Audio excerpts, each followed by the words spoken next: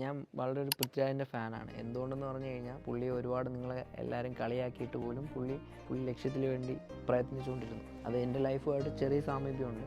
എന്താണെന്ന് പറഞ്ഞു കഴിഞ്ഞാൽ ഞാൻ പണ്ട് വാപ്പാടുത്തൊക്കെ പറയുമായിരുന്നു, വാപ്പാടുത്തും എൻ്റെ എല്ലാ കുടുംബക്കാരടുത്തും പറയുമായിരുന്നു ഞാൻ ദുബായി പോയി വേറൊരു കൺട്രി പോയി സെറ്റിലാവും, അവിടെ തന്നെ വീട് വാങ്ങിക്കുക, എല്ലാ കാര്യങ്ങളും ചെയ്യുമെന്ന്. പക്ഷേ അത് അപ്പം അവർക്കെല്ലാം ഇത് നടക്കാത്ത സ്വപ്നമാണ്. എല്ലാവരും ദുബായി പോകുന്നു, 2 കൊല്ലം നിൽക്കുന്നു, എന്നിട്ട് ഇങ്ങനെ വരുന്നു, അങ്ങനെയൊക്കെയാണ് എല്ലാവരും വിചാരിച്ചിരുന്നത്. പക്ഷേ ദുബായിൽ ആദ്യത്തെ കമ്പനിയിൽ വന്ന ടൈമിലും എനിക്ക് ഒരിക്കലും ഇതായിട്ടില്ലായിരുന്നു, ഇതുപോലെ എനിക്ക് വീട് വാങ്ങിക്കാൻ പറ്റും, ഇവിടെ ഇതാക്കാൻ പറ്റുമെന്നൊന്നും ഞാൻ ചിന്തിച്ചില്ല. പക്ഷേ എൻ്റെ ആഗ്രഹം ഉണ്ടായിരുന്നു. പൃഥ്വിരാജ് പറഞ്ഞ പോലെ തന്നെ എനിക്ക് ആഗ്രഹം ഉണ്ടായിരുന്നു. ഞാൻ അതിന് വേണ്ടി ഒരുപാട് ഹാർഡ് വർക്ക് ചെയ്തിട്ടുണ്ടായിരുന്നു. ഒരുപാട് ഹാർഡ് വർക്ക് എന്ന് പറഞ്ഞു കഴിഞ്ഞാൽ നിങ്ങളാരും ഇമാജിൻ ചെയ്യാത്ത കണക്കൊക്കെ ഞാൻ ഹാർഡ് വർക്ക് ചെയ്ത് ആ ഒരു നിലയിൽ എത്തുന്നത് വരെ എന്നെ ആരും അറിഞ്ഞിട്ടുമില്ല, കേട്ടിട്ടുമില്ല. ഒരു നിലയിൽ എത്തിയപ്പോഴത്തേക്കാണ് ഇവൻ ആരടാ ഇന്നലെ വന്ന ഒരുത്ത ഇങ്ങനെ പറയുന്നത്, അങ്ങനെ പറയുന്നത്, ഇങ്ങനെ. അപ്പം ഷോർട്ട് ഓഫ് ദ സ്റ്റോറി എന്താണെന്ന് പറഞ്ഞു കഴിഞ്ഞാൽ പൃഥ്വിരാജ് പറഞ്ഞ പോലെ തന്നെ നമുക്ക് ഡ്രീം ചെയ്യാൻ വേണ്ടി വലിയ ഇതൊന്നും വേണ്ട. നമുക്ക് വളരെ വലിയ സ്വപ്നങ്ങൾ കാണാൻ പറ്റും.